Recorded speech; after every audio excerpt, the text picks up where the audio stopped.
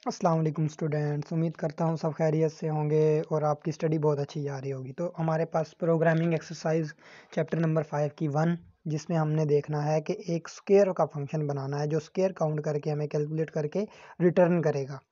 तो main function से पहले मैं लिखूंगा इंट स्क्वायर। इंट उसकी रिटर्न टाइप है और स्क्वायर उसका नेम है। तो स्क्वायर के लिए हमेशा वो एक पैरामीटर लेगा, एक वैल्यू लेगा और उसका रिटर्न करेगा। अब स्क्वायर का क्या मतलब होता है कि वही वैल्यू उस अपनी वैल्यू से, मतलब कि मल्टीप्लाई, सेम वैल्यू से मल्टीप्लाई हो जाए।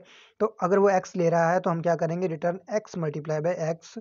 तो मैं यहाँ पे मेन में एक वैल्यू लूँगा या मैं एक वेरिएबल लूँगा इंट x या a b c जो भी लेना चाहूँ, ठीक है। और उसको मैं कोई ना कोई वैल्यू स्टोर करवा दूंगा और वो मैं वैल्यू जो है वो जो रेफर कर दूंगा स्क्वायर को मैं कॉल करूंगा मेन फंक्शन में और वो वैल्यू मैं एज एन आर्ग्यूमेंट उसको पास कर दूंगा।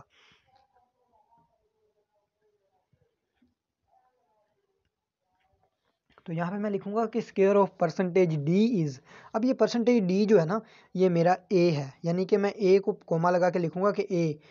यहाँ पे वो क्या लेगा, ए परसेंटेज डी की जगह पे 20 पुट करेगा, यानी वो बताएगा कि स्क्वायर ऑफ 20 इज। अब सेकंड नंबर पे मैंने स्क्वायर फंक्शन को कॉल किया और ए को उसको दे दिया। अब स्क्वायर इंटू ए क्या करेगा कि ये वहाँ पे जाएगा मेन फंक्शन से पहले और स्क्वायर को ए कहेगा कि ये ए है, उसको डबल करके, यानी इसका स्क्वायर मुझे वापस रिटर्न करो। तो यहाँ पे इसका स्क्वायर आएगा हमारे पास। तो जब हम इसको रन करके देखेंगे तो आप देखिएगा कि आंसर क्या आएगा। तो 400 आंसर आना चाहिए, क्योंकि हमने एक वैल्यू, एक पैरामीटर पास किया है। तो जो ए है वो एक्स के पास जाएगा। अब ए की जो भी वैल्यू होगी वो एक्स को मिल जाएगी और एक्स क्या करेगा, मल्टीप्लाई बाय एक्स हो जाएगा और रिटर्न हो जाएगा, वहाँ से वापस आ जाएगा स्क्वायर मतलब के बन के। यानी कि हम इंट वाई भी लिख दें, इंट जी भी लिख दें, यानी कि हमारे पास पैरामीटर मैच होना ज़रूरी नहीं है, उसकी टाइप मैच होनी ज़रूरी है। जैसे कि मैं यहाँ पे इंट एक्स लिख रहा हूँ मेन फंक्शन से पहले, और जो हमारे मेन फंक्शन के अंदर जो वैल्यू हम पास कर रहे हैं वो बेशक कोई इंटीजर है, लेकिन बी हो सकता है, सी हो सकता है, लेकिन इंटीजर होना चाहिए, ठीक है। तो अब मैं इसको सेव करके आप देखेंगे उसको नेम, रिलेटेड नेम होना चाहिए। मैंने आपको पहले भी बताया ताकि ये आपके लिए ईजी रहे। तो आपने इसको सेव करना है। ये सिंपल सा हमारा पहला प्रोग्राम तो बहुत इजी था। अगर आपने फंक्शन की डेफिनेशन पढ़ी है, फंक्शन का चैप्टर रीड किया है, तो इसमें आपको कोई कन्फ्यूजन नहीं होगी इंशाल्लाह। और फिर भी अगर आपको कोई कन्फ्यूजन है इसमें तो आप मुझसे पूछ सकते हैं। तो मैं यहाँ पे आपके लिए ही मौजूद हूँ। तो आपको मैं इंशाल्लाह ये क्लियर करने की कोशिश करूँगा।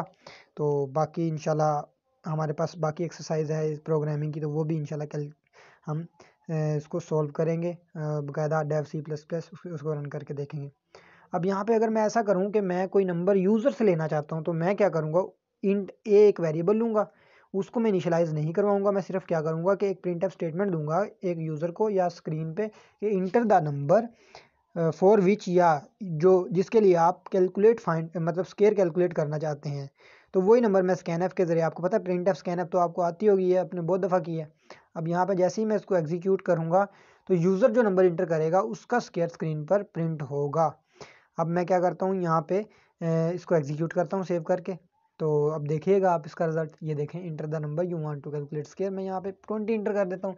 तो ये देखें स्क्वायर ऑफ 20 इज़ 400। तो हमारा प्रोग्राम बिल्कुल सही रन हो रहा है। अगर आपको इसमें किसी भी किस्म की कन्फ्यूजन हो तो आप बिला झिझक, without any hesitation, comment section में मेंशन कीजिएगा, मैं उसे क्लियर करूँगा इंशाल्लाह।